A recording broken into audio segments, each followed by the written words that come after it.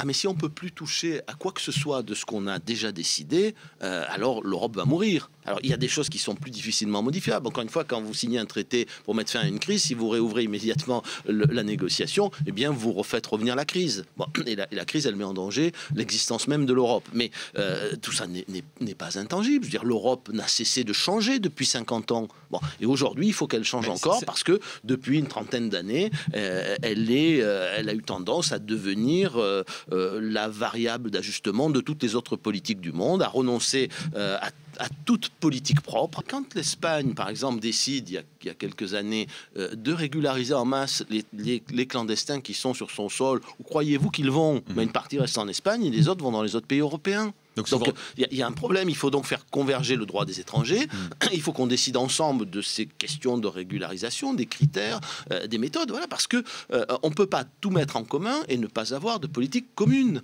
Voilà, donc la France veut une politique commune, une politique sérieuse, où chacun prend des engagements et où on a les moyens de faire respecter par chacun les engagements qu'il a pris.